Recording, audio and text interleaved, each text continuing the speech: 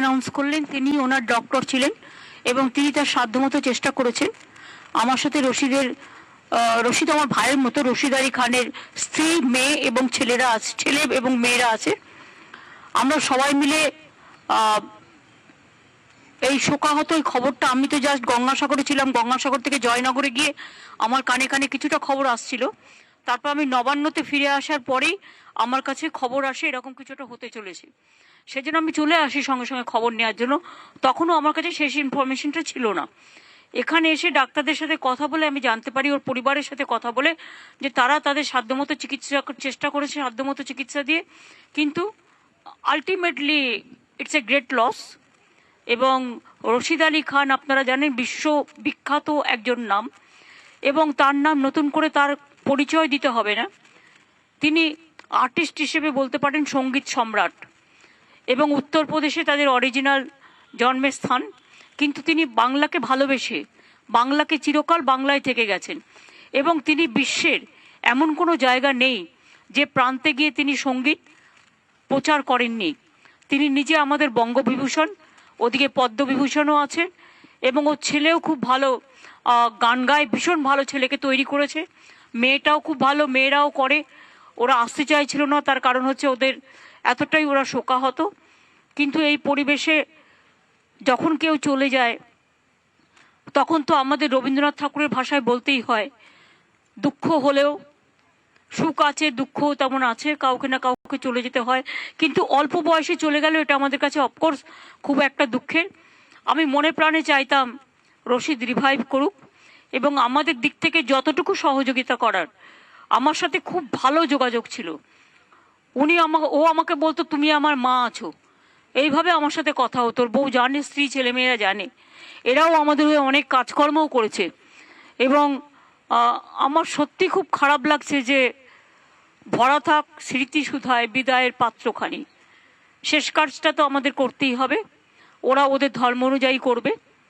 কিন্তু আজকে যেটা সিদ্ধান্ত হয়েছে পরিবারের সাথে কথা বলে, 6টা পর্যন্ত, সন্ধ্যে 6টা পর্যন্ত ডেড বডি পিয়ারলেস হসপিটালে থাকছে। 6টার সময়, 6টার পরে ডেড বডি নিয়ে ইন্দ্রনীল সেন, ফিরহাদ হাকিম এবং অরূপ বিশ্বাস, তারক চক্রবর্তী, এদের সকলকে দায়িত্ব দেওয়া হয়েছে। এবং ডিসি, এখানকার যিনি ডিসি আছেন, সিপিও আমার সাথে আছেন, তাকে দায়িত্ব দেওয়া হয়েছে। তারা এখান থেকে বডি নিয়ে পিস ওয়ার্ল্ডে রাখবেন আজকে রাত্রিটা। পিস ওয়ার্ল্ডে থাকার পরে কাল সকাল 9:30, 9টার সময় পরিবারের লোকেরা সকলে তাদের বডি নিয়ে পিস ওয়ার্ল্ড থেকে রবীন্দ্র সদনে যাবে। এটা আমরা একটা রিকোয়েস্ট করেছি, কারণ ওর অনেক গুণমুগ্ধ লোক আছে, লক্ষ লক্ষ ফলোয়ার্স আছে। আমার গায়ে কাটা দিচ্ছে এই কথাগুলো বলতে, এবং তারা অন্তত একটা শেষ দেখা তো চেষ্টা করবে। তাই কালকে সকাল 9টায় এখান থেকে বেরিয়ে, পিস ওয়ার্ল্ড থেকে বেরিয়ে 9:30 নাগাদ রবীন্দ্র সদনে শেষ সম্মানের সাথে তাকে আমরা রাখবো। যারা শ্রদ্ধা জানাতে ইচ্ছুক, তার ভক্তরা, যারা গুণমুগ্ধ মানুষ, সর্বধর্ম সর্বসম্প্রদায় সবাই, তাদের আমি অনুরোধ করব ওখানে এসে রেসপেক্ট পে করবে। বেলা 1টা নাগাদ সাথে ইন্দ্রনীল সেন, ফিরহাদ হাকিম এবং অরূপ বিশ্বাস থাকবে। রবীন্দ্র সদন আমাদের সবচেয়ে বেশি সম্মানের জায়গা, ওখানে আমরা বিশেষ বিশেষ মানুষকে সম্মানিত করি। এবং তারপরে ঠিক বেলা 1টার সময় কলকাতা পুলিশের পক্ষ থেকে আমাদের সর্বশ্রেষ্ঠ সম্মান, যেটা হচ্ছে গান স্যালুট রবীন্দ্র সদনেই আমরা দেব। গান স্যালুট দেওয়ার পরে তারপরে আমি এখনো বলছি, আমার গায়ে কাটা দিচ্ছে, কারণ আমি ভাবতে পারছি না রশিদ নেই। এবং আমি কথাগুলো বলছি আমার বলতে হচ্ছে বলে, হয়তো এ কথাটা বলতে কষ্ট হচ্ছে, কিন্তু কি করব বলুন, সবটাই সামলাতে হয়। এবং পরিবারগুলো যখন একা হয়ে যায়, দুঃখ পায়, তাদের পাশে আমাকে তো ওদের হয়ে থাকতেই হয়। এবং আজকে নয়, দীর্ঘদিন ধরে এদের সবার সাথে আমার যে সম্পর্ক, আমার সাথে যে সম্পর্ক, সেই সম্পর্ক এক অবিচ্ছেদ্য আত্মার মতো। কাজেই রচিত চলে গেছে, ওরা হয়তো ভাবছে অভিভাবকহীন হয়ে গেছে, অভিভাবকহীন ওরা হবে না। আমি ওদের অভিভাবক হিসেবে থাকব, এবং বাংলার মানুষ থাকবে, এবং উত্তরপ্রদেশে যেখানে ওরা ভালোবাসা সবাই থাকবে। এরা একদম ছোট ছোট, বউয়ের বয়স দেখছেন এইটুকু, এবং ছেলেও দেখুন তবে ওকে খুব ভালো গান শিখিয়েছে রশিদ, ভীষণ ভালো তৈরি করেছে। ওকে আপনারাও একটু প্রমোট করবেন, কারণ এই বয়সের বাবা হারিয়ে যাবে এটা তো বুঝতে পারিনি। পাপার সুর ওর মনের ভেতরে বাজছে দুঃখে। এই অবস্থায় বেলা 1টায় গান স্যালুট হবে, আমিও থাকবো, আমার পুলিশ কমিশনারও থাকবে, বাদ বাকি যারা থাকতে চান থাকবেন। ওখান থেকে গান স্যালুট দেওয়ার পরে অরূপ বিশ্বাস, তার পরিবার, স্ত্রী, ছেলেমেয়েরা এবং অরূপ বিশ্বাস, ববি এবং ইন্দ্রনীল সেন আরও যারা থাকবেন তারা ওদের নিয়ে ওদের বাড়িতে যাবেন, কারণ ওদের কতগুলো সিস্টেম আছে, বাড়িতে গিয়ে স্নান টান করাতে হয়। বাড়ি থেকে তারপরে ওরা মাজারে যাবেন, ওখানটা কবরস্থান, টালিগঞ্জ কবরস্থানে যাবে। সরি, আমি মাজার বলে ভুল করে ফেলেছি, আই উইথড্র দ্যাট ওয়ার্ড। কবরস্থানে যাবে, টালিগঞ্জ কবরস্থানে ওরা ঠিক করেছে। টালিগঞ্জ কবরস্থানে গিয়ে ওদের যা যা করার সেগুলো ওরা করবে আর কি।